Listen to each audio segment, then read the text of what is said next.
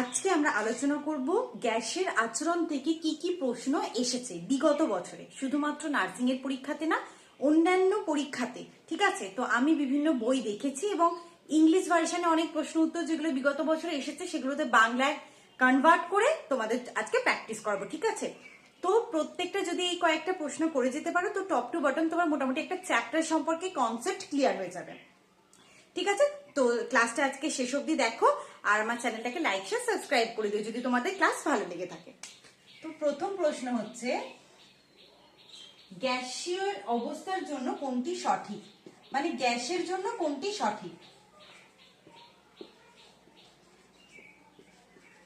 তো আগে আমরা একটা ক্লাস করেছিলাম যে কে কখন গ্যাস হবে, কখন তরল হবে এবং কখন কঠিন হবে। তো বলছে গ্যাসের ক্ষেত্রে কি তাপীয় অবস্থা সমান আন্তরাণবিক আকর্ষণ হয়।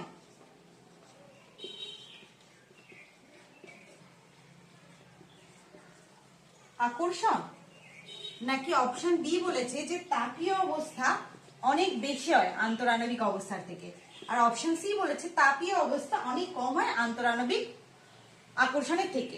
তো আগের দিন আমরা কি জেনেছিলাম না, যার ক্ষেত্রে তাপীয় অবস্থা মানে কি, যখন কোনো অণু নিজেদের মধ্যে দৌড়াদৌড়ি করছে, ছোটাছুটি করছে, তখন তাদের মধ্যে টেম্পারেচার বাড়ছে, তার মানে সেটাই তার তাপীয় অবস্থা। তো গ্যাসের ক্ষেত্রে কি এটা অনেক বেশি হয় রাদার দেন আন্তরাণবিক আকর্ষণ বল, তাই জন্য ওদের নির্দিষ্ট কোনো কি নেই, আয়তন বা আকার নেই, তাই জন্য গ্যাসের ক্ষেত্রে আর তাপীয় অবস্থা অনেক বেশি। আচ্ছা, যাদের ক্ষেত্রে আন্তরাণবিক আকর্ষণ বল একটু বেশি তারা হয় তরল, এবং যদি অনেক বেশি হয় তখন তারা কি হতে পারে, কঠিন। অনেক বেশি হলে কঠিন আর একটু বেশি হলে হয় তরল। আর তরলে একটু বেশি তাই জন্য নির্দিষ্ট আয়তন আছে কিন্তু আকার নেই, আর কঠিনে অনেকটা বেশি বলে নির্দিষ্ট আকার এবং আয়তন আছে। ঠিক আছে, তো এইটা হচ্ছে ক্লাস 9-এ নেই, কিন্তু এগুলো থেকে প্রশ্ন আসে এবং এগুলো হচ্ছে যদি এনসিইআরটি কেউ ইংলিশ ভার্সন বই পড়ে থাকো তারা দেখতে পাবে যে এই কনসেপ্ট গুলো কিন্তু তাতে আছে। আচ্ছা, পরের প্রশ্নটা হচ্ছে একটা অঙ্ক।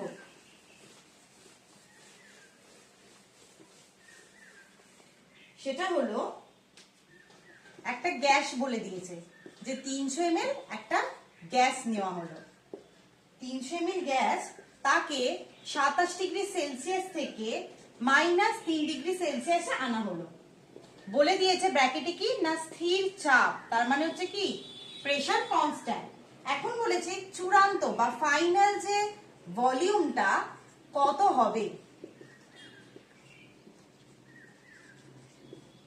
অপশন দিয়েছে 540 ml, 135 ml, 270 ml আর হচ্ছে 350 ml। তো এখানে কি বলেছে, গ্যাসের আয়তন মানে V1 আমাকে বলে দিয়েছে 300 ml, কিন্তু আমি V2 সমান কত জানি না। আচ্ছা, T1 সমান বলে দিয়েছে 27 ডিগ্রি। প্রথমে এটা দেখতে হবে যেখানে স্থির চাপ বলে দিয়েছে, চ আছে, তার মানে এটা কিসের সূত্র মেনে চলবে, এটা মেনে চলবে চার্লসের সূত্র। তাহলে চার্লসের সূত্র কি, চার্লসের সূত্র হচ্ছে V1 by T1 equal to V2 by T2। এটা কোথা থেকে এসেছে না V প্রপোর্শনাল টু T থেকে। ঠিক আছে, তো এখানে T1 বলে দিয়েছে 27 ডিগ্রি, কিন্তু চার্লসের ক্ষেত্রে কি ডিগ্রি সেলসিয়াসে হয় উষ্ণতা না, চার্লসের সূত্র থেকে আমরা পরম উষ্ণতার ধারণা পাই, এটাকে আমাদের কেলভিনে কনভার্ট করতে হবে। কেলভিনে 273 এর সাথে 27 যোগ করে 300 কেলভিন। T2 কত, T2 বলেছে -3, তার মানে 273 - 3 সমান হচ্ছে 270 কেলভিন। T2 পেয়ে গেলাম, T1 পেয়ে গেলাম, এরপর V2 চাই। তাহলে V2 সমান কত, V2 সমান হচ্ছে V1 T2 by T1। V1 কত বলে দিয়েছে 300, T2 কত 270, T1 কত 300, কেটে গেল ml এ আসবে, তাহলে আনসার হয়ে যাবে 270 ml। এইটা যখন কোনো অঙ্ক দেওয়া থাকবে তখন দেখতে হবে যে তাকে স্থির চাপে বলে দিয়েছে নাকি স্থির আয়তনে বলে দিয়েছে না স্থির তাপমাত্রাতে বলে দিয়েছে। যদি এটা স্থির তাপমাত্রা বলে দেওয়া থাকতো তখন কিন্তু আমরা এটা বয়েলের সূত্র অ্যাপ্লাই করতাম, কেমন, এই ধরনের অঙ্ক কিন্তু আসে। আচ্ছা, তো পরেরটা চার্লসের সূত্র দিয়ে একটা অঙ্ক দিয়েছে।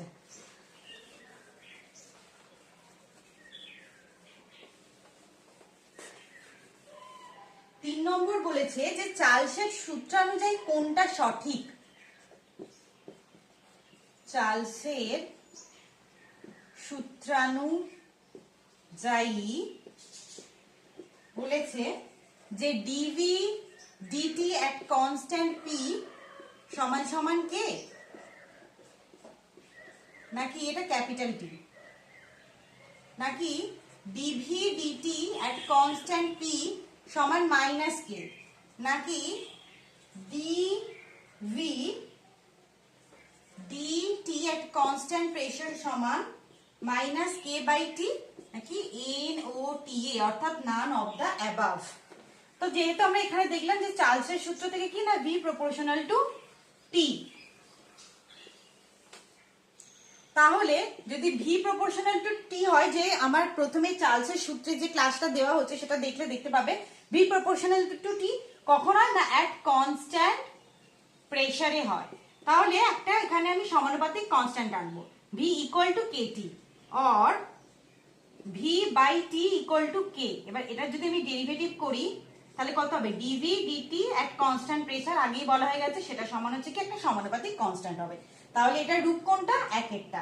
তাহলে চার্লসের সমীকরণ যেমন হয়েছে বয়েলের সমীকরণও কিন্তু একইভাবে এরকম আসতে পারে, এটা ডেরিভেটিভ হবে এইটা। তাহলে দেখে কিন্তু এটা ভয় পাওয়ার কোনো দরকার নেই। আর এটা মনে রাখতে হবে যদি কোনো জ্ঞান নাও থাকে ডেরিভেশনের, যে নেগেটিভ তো এখানে ছিলই না, কোনোভাবে চার্লসের সূত্রে কিন্তু নেগেটিভ ছিল না, তাই জন্য এই দুটো হবে না। আর নান অফ দ্য অ্যাবাভ প্রশ্নের উত্তর খুব কম ভাগেই হয়, অল অফ দ্য অ্যাবাভ বেশিরভাগ সময় হয়, নান অফ দ্য অ্যাবাভ খুব কম সময়তেই হয়। তাই জন্য যদি কোনো কিছু জ্ঞান বা ধারণা না থাকে তাহলে কিন্তু এই অপশন এ এই আনসারটাকে করা যেতে পারে। আচ্ছা, পরের প্রশ্ন কি বলেছে, বয়েলের সূত্র দিয়ে আছে। আমি চার্লসের সূত্র এবং বয়েলের সূত্র হচ্ছে আলাদাভাবে করিয়ে দিয়েছি, কারণ এই দুটো থেকে হচ্ছে প্রশ্ন আসে। আর এছাড়াও গেলুসাকের সূত্র বা ওগুলো অতটা ইম্পর্টেন্ট না, জাস্ট একবার দেখে নিলেই হবে। তো বয়েলের সূত্রতে কোনগুলো ধ্রুবক, বয়েলের সূত্রের ধ্রুবক কি কি, একটা বলেছে ভর, একটা বলেছে তাপমাত্রা, একটা বলেছে ভর ও তাপমাত্রা, আর আরেকটা বলেছে চাপ। তো প্রথমে আমাদেরকে পরীক্ষাতে যেটা করতে হবে, কোয়েশ্চেন এমসিকিউ হলে এলিমিনেশন অপশন কোনটা হবে না আগে দেখতে হবে। তো চাপ, চাপ কার ক্ষেত্রে হয়, কনস্ট্যান্ট, চ দিয়ে আছে তার মানে চার্লসের সূত্রের ক্ষেত্রে, চার্লসের সূত্রের ক্ষেত্রে চাপ কনস্ট্যান্ট। তাহলে ভর এবং তাপমাত্রা পড়ে থাকছে। তো বয়েলের সূত্রের ক্ষেত্রে ভর এবং তাপমাত্রা দুটোই হয়, কারণ বয়েলের সূত্র কি, যে নির্দিষ্ট স্থির তাপমাত্রায় নির্দিষ্ট ভরের গ্যাসের আয়তন তার চাপের সাথে ব্যস্তানুপাতে পরিবর্তিত হয়, অর্থাৎ V proportional to 1/p or v equal to k by p or pv equals to k বা pv equals to constant। এটাই হচ্ছে বয়েলের সূত্রের গাণিতিক রূপ, যেখানে কনস্ট্যান্ট কে মাস আর টেম্পারেচার। ঠিক আছে, চার্লসের সূত্রে কে কনস্ট্যান্ট, চাপ আর মাস। ঠিক আছে, এটা যেমন চার্লসের সূত্রের গাণিতিক রূপটা আমরা দেখে নিলাম, এখানে একবার এটা প্র্যাকটিস করে নিলাম। আচ্ছা, পরের প্রশ্ন দেখি কি বলেছে। এই প্রশ্নগুলো নিজেরাও খাতায় লিখে লিখে করবে, ঠিক আছে, তাহলে প্র্যাকটিস হয়ে যাবে। বলেছে একটা নির্দিষ্ট ভরের গ্যাসের ক্ষেত্রে, নির্দিষ্ট ভরের গ্যাসের ক্ষেত্রে, নির্দিষ্ট ভরের গ্যাসের ক্ষেত্রে চাপ কমিয়ে অর্ধেক করা হলো। চাপ কি, চাপ কমিয়ে দেওয়া হলো এবং কমিয়ে কি করা হলো, অর্ধেক করা হলো, অর্ধেক করা হলো। আর কি বলেছে, তাপমাত্রা দ্বিগুণ করা হলো, তাপমাত্রা দ্বিগুণ করা হলো। তাহলে আয়তন কত হবে। আচ্ছা, এর ক্ষেত্রে প্রতিবার দেখতে হবে যে কি কনস্ট্যান্ট বলেছে, ঠিক আছে, এবং তার মধ্যে কি কি সেম থাকবে, অপশন আছে সেম থাকবে নাকি আগের দ্বিগুণ হবে, নাকি আগের 1/4 হবে, আগের 1/4, নাকি কোনোটি নয়, নান অফ দ্য অ্যাবাভ। তো এর ক্ষেত্রে প্রথমে দেখতে হবে এখানে ভরের উল্লেখ করেছে, টেম্পারেচারের উল্লেখ করেছে, আর কি না চাপের উল্লেখ করেছে। তাহলে এইটা শুধুমাত্র চার্জ বা শুধুমাত্র তোমার বয়েলের সূত্র হবে না, এটা দুটো সমন্বয়। দুটো সমন্বয়ের সূত্র কি না P1 V1 by T1 equal to P2 V2 by T2। এখন কি বলেছে, বলেছে চাপ কমিয়ে অর্ধেক করা হলো। ধরে নি আগে P ছিল, V ছিল আর T ছিল, এখন চাপ কমিয়ে P বাই 2 করা হয়েছে।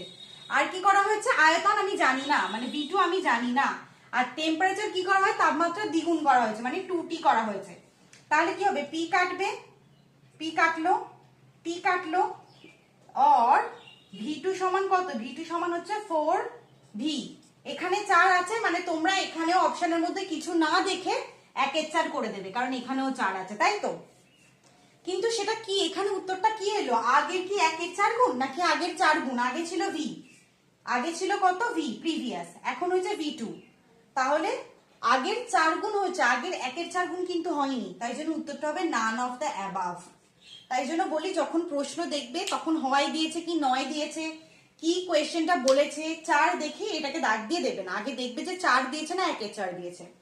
ঠিক আছে, চলো পরের প্রশ্ন হচ্ছে কি, আর এর ভ্যালু। আর হচ্ছে কি, আর যেটাকে আমাদের আদর্শ গ্যাসের সমীকরণের কনস্ট্যান্ট হিসেবে ধরা হয়। তো এর মানটাকে মনে রাখতে হবে, এর অনেকগুলো মান আছে, সিজিএস এসআই তে বিভিন্ন পদ্ধতিতে বিভিন্ন মান আর এর আছে, এবং প্রত্যেকটা মানই কিন্তু আর এর মনে রাখতে হবে, যেটাকে গ্যাস কনস্ট্যান্ট বলা হয়।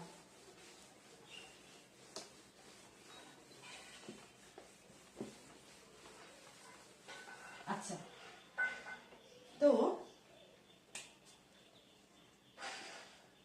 এখানে কি বলেছে না পিভি ইকুয়াল টু বলে দিয়েছে এন আর টি।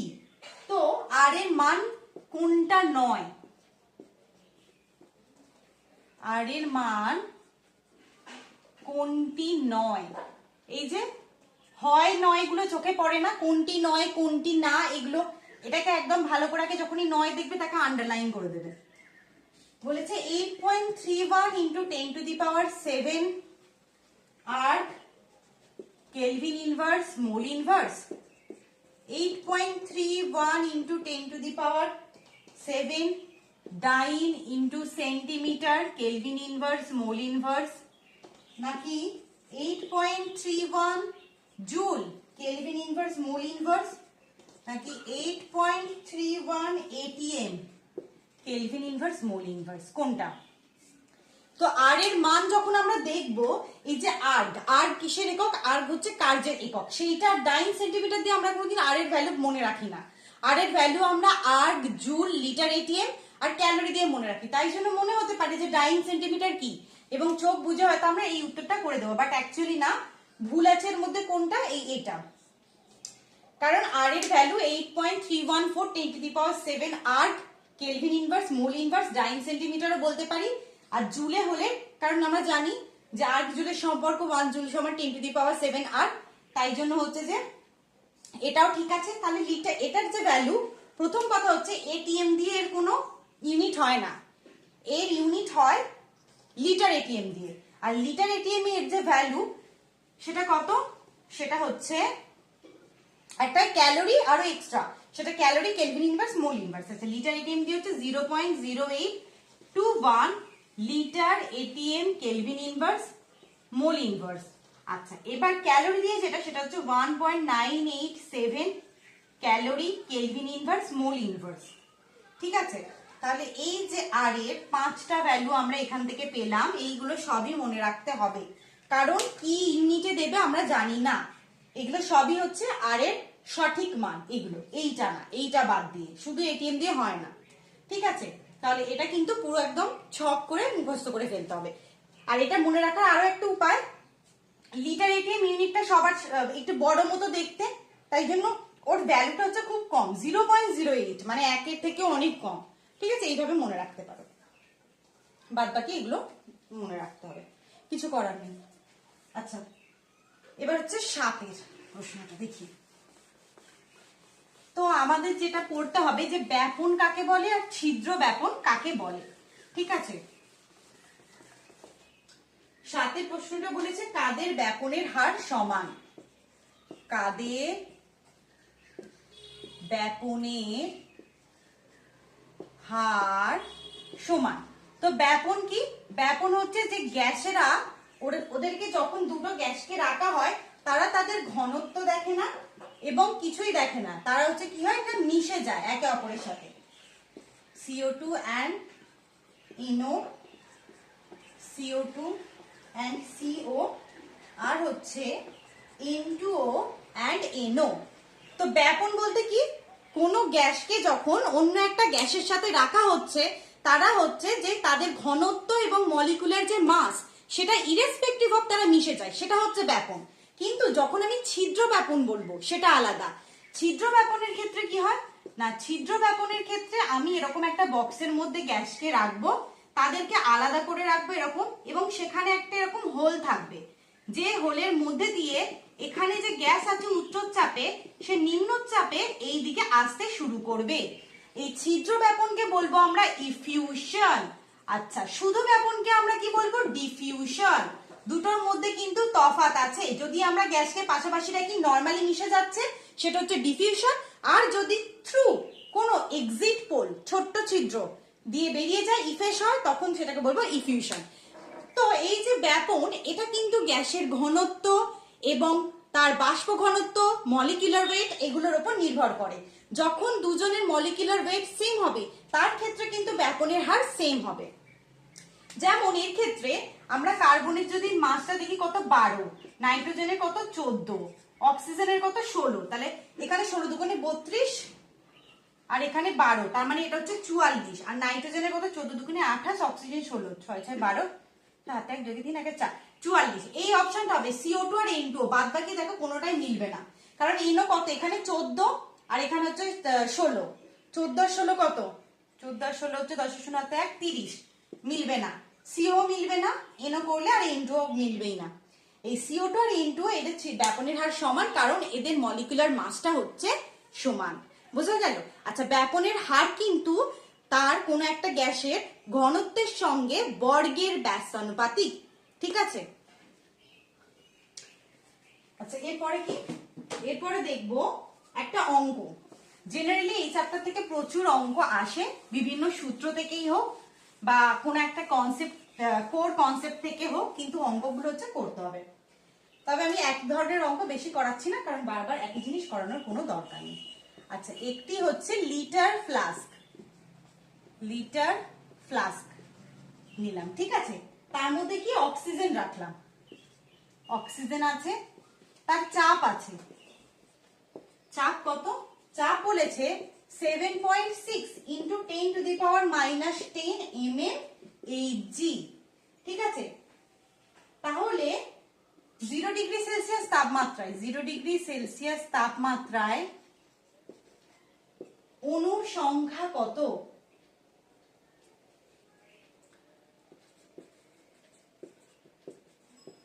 অণুর সংখ্যা কত? এই ক্ষেত্রে আমি কি ফর্মুলা ইউজ করব? অণু বলতে আমাকে n বের করতে হবে, তাই তো? n বের করতে হবে। তো আমি কি ফর্মুলা খাটাতে পারি? PV = n RT খাটাতে পারি। আর n = কি? PV by RT। আচ্ছা, P কত বলে দিয়েছে? প্রেসার বলে দিয়েছে 7.6 into 10 to the power -10 mmHg বলে দিয়েছে। ঠিক আছে? এখানে কি দিয়েছে? এটা ভলিউম কত দিয়েছে? 1 লিটার। তার মানে কি ভলিউম = 1 লিটার। গ্যাসকে যে পাত্রে রাখা হয় সেই পাত্রে আয়তন ধারণ করে। 1 লিটার পাত্রে আছে, তার মানে অবভিয়াসলি গ্যাসের আয়তন 1 লিটার হবে, তাই না? তো এইটা যে কনসেপ্টে দিয়েছে, আমি বলি সবসময়তে যে ফিজিক্যাল সায়েন্স বা যে কোনো সায়েন্সের ক্ষেত্রে ইউনিটটা কিন্তু খুব ইম্পর্টেন্ট। যে ইউনিটে আছে সেই ইউনিটে সবাইকে কনভার্ট করে নিতে হবে।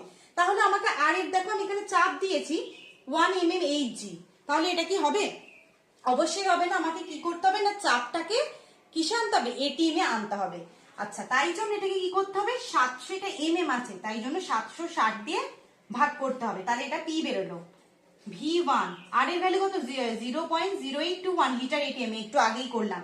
আর টেম্পারেচার কত? 0 ডিগ্রি, তার মানে 273 কেলভিন। ক্যালকুলেশনটা বাড়িতে করবে তোমরা, করে কমেন্টে আনসার জানাবে, কেমন? এত বড় ক্যালকুলেশন।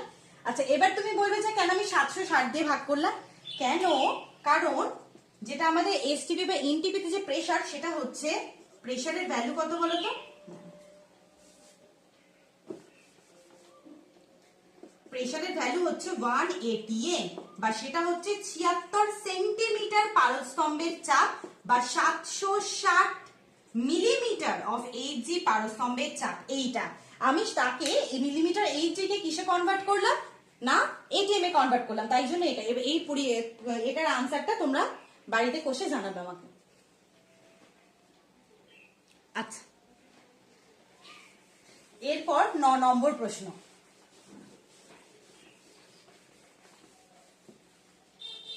বলেছে গ্যাসের আরএমএস স্পিড কিসের সাথে সমানুপাতিক? একটা গ্যাস আছে, গ্যাসের আরএমএস যে স্পিড সেটা কিসের সাথে সমানুপাতিক? কিসের সাথে সমানুপাতিক, তাই তো?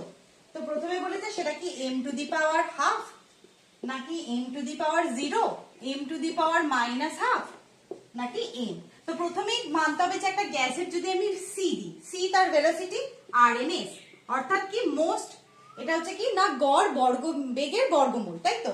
তো এটার ক্ষেত্রে যখন আমরা দেখব এটার ভ্যালু কত, √3RT/m, তার মানে কি 1/√m, অর্থাৎ 1/m to the power half, এটা উপরে উঠছে তার মানে m to the power minus half, তার মানে CRMS সমান m to the power minus half, অর্থাৎ c। আচ্ছা, এটা হচ্ছে CRMS হচ্ছে এইটা। যদি বলতো যে সম্ভাব্য বেগ বা মোস্ট প্রবাবল স্পিড, বা যদি বলতো গড় বেগ, সেগুলো কিন্তু আলাদা আলাদা করে মনে রাখতে হবে, কেমন? সেগুলো করিয়ে দেবো।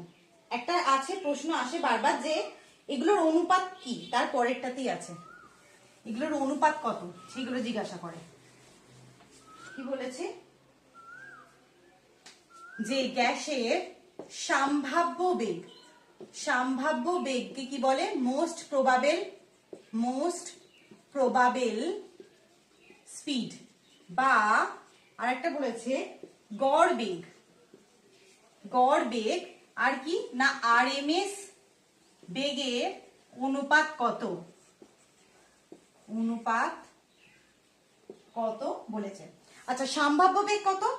সম্ভাব্য বেগ মানে CMP is to C average is to C RMS। তো এটা কি হচ্ছে √2RT/m is to √8RT/πm is to √3RT/m। m এখানে কেটে গেল, RT কেটে গেল, তার মানে √2 is to √8/π is to √3, এইটা হচ্ছে ওদের তিনটে রেশিও। এটা হচ্ছে অনেক সময় অঙ্কতে দেয় একটা স্পিড দেওয়া থাকে বাকিগুলো স্পিড বের করতে দেয়, বা দুটো স্পিড দেওয়া থাকে বাকিগুলো স্পিড বের করতে দেয়, এটা কিন্তু মনে রাখতে হবে।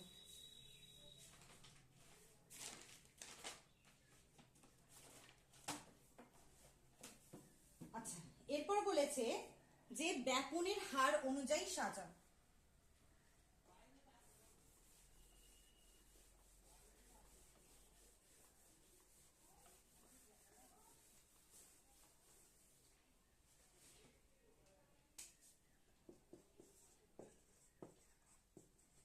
ব্যাপনের হার অনুযায়ী সাজাও বা অ্যারেঞ্জ করো। আচ্ছা, তার মধ্যে কি দিয়েছে না SO3, আচ্ছা CO2, PCl3 আর SO2, আর হচ্ছে SO3। আচ্ছা, CO2 এর কত আমরা দেখলাম 44 মলিকুলার মাস। আচ্ছা, এর হচ্ছে সালফারের কত, এমনিতে 32 এর মতো। অক্সিজেনের কত, অক্সিজেনের হচ্ছে 16। আচ্ছা, কার্বনের কত 12। আচ্ছা, ক্লোরিনের কত, ক্লোরিনের হচ্ছে 35.5 সামথিং। ফসফরাসের প্রায় ওই তোমার 30 পয়েন্ট সামথিং, তাই তো? হ্যাঁ, একই। তো এই হিসাবে আমরা যদি সাজাই তাহলে কি হবে, CO2 এটা যোগ বিয়োগ গুণ করে দেখে নেবে, এটাই আসছে। SO3 আর PCl3 সবথেকে বড়। আমরা যা দেখবো যে ব্যাপন অর্থাৎ rate of diffusion proportional to 1/মোলার মাস, ঠিক আছে? এটা সবসময় মনে রাখবে। এটা মনে রাখবে যে একটু বেশি হেলদি বা স্বাস্থ্যবান তার একটা জায়গা থেকে অন্য জায়গায় যেতে কি হয়, বেশি সময় লাগে, তার মানে তার এক জায়গা থেকে অন্য জায়গায় যাওয়ার হার কম, তেমনি গ্যাসের ক্ষেত্রেও যে যত বেশি হেলদি হবে সে তত একটা জায়গা থেকে অন্য জায়গায় যেতে তার বেশি তত টাইম লাগবে। যত ওজন কমবে, এখানটা কমবে, তত রেট বাড়বে, ব্যাপনের হার বাড়বে। কেমন? এটাই। আচ্ছা,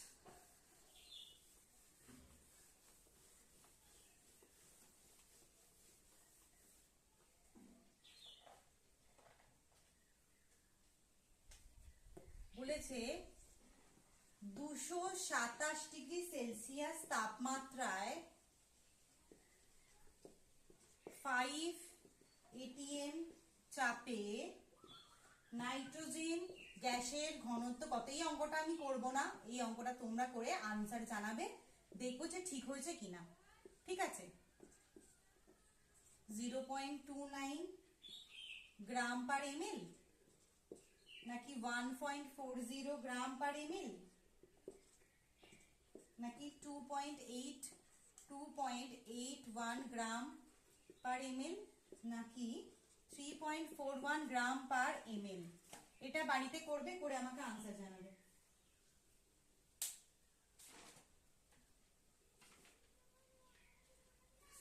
ঠিক আছে, আচ্ছা এরপরে আমি একটা পড়াবো, যেটা সেটা হচ্ছে যে dipole induce dipole, dipole dipole, এটার একটু কনসেপ্টটা আমাদেরকে হচ্ছে ক্লিয়ার করতে হবে। ঠিক আছে, তো 13 নম্বর প্রশ্ন বলেছে যে কাদের মধ্যে ডাইপোল ইনডিউসড ডাইপোল কোন জোটটিতে অবস্থিত? দেখো, এটা হচ্ছে অনেক ধরনের এই আকর্ষণ বল পাওয়া যায়। ঠিক আছে, সেটা নিয়ে হচ্ছে একটা ক্লাস করে দিলে বেটার হতো, কিন্তু আমি এই কোয়েশ্চেন আনসার করানোর সময়তেই হচ্ছে এক্সপ্লেন করে দিচ্ছি। CCl4 HCl helium. আচ্ছা, সবার আগে জানি যে এইটাকে কি বলে, ডাইপোল।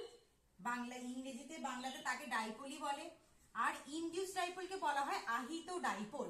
তো ব্যাপারটা কি হয়, যখন বিভিন্ন ধরনের ফোর্স আছে এর মধ্যে, কি কি না, ডাইপোল ডাইপোল হতে পারে, ডাইপোল ইনডিউস ডাইপোল হতে পারে, আর কি ইনডিউস ডাইপোল হতে পারে, আর কি হতে পারে না, ইনডিউস ডাইপোল ইনডিউস ডাইপোল হতে পারে,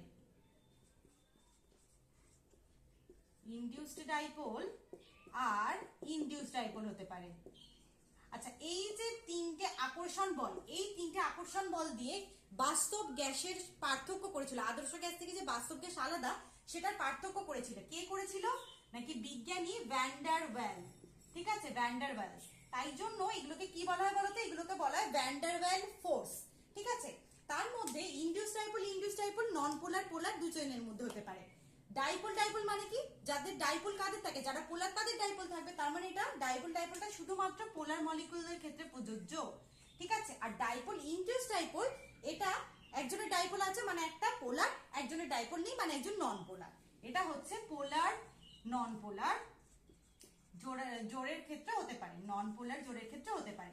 এখানে যেহেতু ডাইপোল ইনডিউস ডাইপোল বলেছে মানে এইটা একজন পোলার হবে একজন নন পোলার। HCl কি? HCl হচ্ছে পোলার, হিলিয়াম কি, এ হচ্ছে নন পোলার। তাই জন্য এটা কি হবে, এই দুটো যখন দুটোই নন পোলার, দুটো নন পোলারের ক্ষেত্রে ইনডিউস ডাইপোল হতে পারে, আর ডাইপোল ইনডিউস ডাইপোল হতে পারে। কেমন? তো এটা মনে রাখতে হবে কোনটা কাদের ক্ষেত্রে হয়, এইটা নিয়ে এটা আলাদা করে এনসিইআরটি তে আছে, এটা ক্লাস 12 এর বইতে আছে, একদিন এটার উপর আমি একটা ছোট্ট ক্লাস বানিয়ে দেবো। আচ্ছা,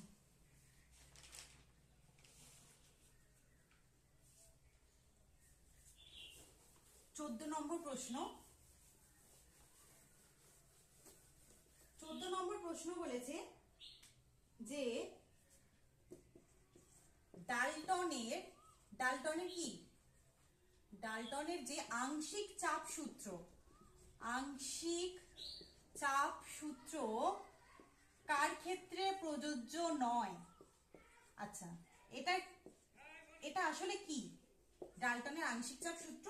না, বলেছে মিক্সারটা নিয়ে হাইড্রোজেন নাইট্রোজেন, নাকি হাইড্রোজেন ক্লোরিন, নাকি হাইড্রোজেন কার্বন ডাই অক্সাইড, নাকি হাইড্রোজেন আর O2 মিক্সচার। দেখো, ডাল্টনের আংশিক চাপ সূত্র, ও বলছে একটা পাত্রে হাইড্রোজেন আছে আর কি অক্সিজেন আছে ধরে নি। ঠিক আছে, তারা কি করবে, ওরা হাইড্রোজেন আর অক্সিজেন হচ্ছে নির্দিষ্ট টেম্পারেচারে করে। ধরে নি যে কোনো দুটো গ্যাস আছে, ঠিক আছে, একটা বড় একটা হচ্ছে ছোট। তো এদের মধ্যে দেখা যায় যে প্রত্যেকটা যে গ্যাসের চাপ যদি দেখা যায় এরা এদের মধ্যে রিয়াকশন করছে না, তার মানে ডাল্টনের আংশিক চাপ সূত্র কি, যারা নিজেদের মধ্যে পরস্পর বিক্রিয়া করে না এরকম গ্যাসের ক্ষেত্রে প্রযোজ্য। বিক্রিয়া করে না এরকম যদি গ্যাসের ক্ষেত্রে যে টোটাল চাপ সেটা হচ্ছে একটা এ গ্যাস আছে একটা বি গ্যাস আছে, এ গ্যাস এবং বি গ্যাস গ্যাস চাপের যে সেটা সমান। যেমন এর ক্ষেত্রে হাইড্রোজেন নাইট্রোজেন এরা নর্মাল টেম্পারেচারে রিঅ্যাকশন করে না, কিন্তু হাইড্রোজেন আর ক্লোরিন এরা হচ্ছে একসাথে রাখলে সাথে সাথে বিক্রিয়া করে HCl তৈরি করে।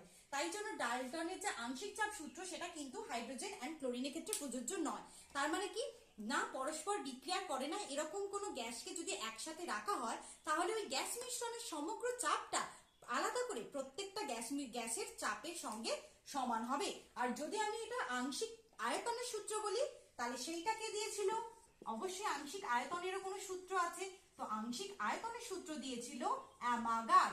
তোমরা হয়তো অনেকেই অ্যামাগাটস কার্ভ যাদের সায়েন্স আছে 12-এ পড়েছো তারা দেখবে অ্যামাগাটস কার্ভ। তো বিজ্ঞানী অ্যামাগাট আংশিক আয়তনের সূত্র দিয়েছিল, আংশিক চাপের সূত্র কে দিয়েছিল, বিজ্ঞানী ডাল্টন। ঠিক আছে, আজকে এবার আমরা কি করব, লাস্ট প্রশ্ন করব।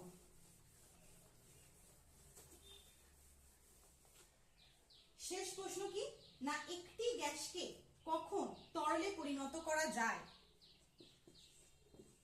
একটি গ্যাসকে তরলে পরিণত করা যায় কখন না, ক্রান্তিক উষ্ণতার নিচে। এটা মনে রাখবে, ক্রান্তিক উষ্ণতার নিচে। এবার বলবে তোমরা ক্রান্তিক উষ্ণতা কি। তো প্রত্যেকটা গ্যাসকে কখন তরলে পরিণত করব না, চাপ প্রয়োগ করে তরলে পরিণত করব, তাই তো। অনেক চাপ দিলে তারা কম্প্রেস হয়ে অণুগুলো তো ওরা দূরে দূরে থাকে, কাছে চলে এলো এসে লিকুইডে পরিণত হচ্ছে, তার মানে তাপীয় শক্তি কমে যাচ্ছে, আন্তঃআণবিক শক্তি বেড়ে যাচ্ছে। তো ক্রান্তিক উষ্ণতা কি না, এমন একটা উষ্ণতা যেটাকে TC দিয়ে ডিনোট করা হয়, যে উষ্ণতার উপরে থাকলে কোনো গ্যাসকে যতই চাপ দাও না কেন তাকে তরলে পরিণত করা যাবে না। তাই জন্য কাউকে তরলে পরিণত করতে গেলে তাকে অবশ্যই ক্রান্তিক উষ্ণতার নিচে আনতে হবে, এনে চাপ প্রয়োগ করতে হবে, ঠিক আছে। তো এটাই ছিল আজকের আমাদের সম্পূর্ণ ক্লাসের প্রশ্ন উত্তর। ক্লাসটাকে ভালো করে করবে এবং এটা লিখে লিখে প্র্যাকটিস করবে। আর তোমাদের যদি মনে হয় যে কোনো একটা চ্যাপ্টার যেটা আগে করিয়ে দিলে তোমাদের বেটার হবে, আমি তো আমার মতো করাচ্ছি, তো অবশ্যই সেটা তোমরা কমেন্টে লিখবে যে এই চ্যাপ্টারটা আগে করিয়ে দিন, আমি তাহলে সেটা করিয়ে দেওয়ার চেষ্টা করবো, ঠিক আছে। তো আজ এখানেই দেখা হচ্ছে পরের ক্লাসে, ততক্ষণ অব্দি ভালো থাকো, সুস্থ থাকো।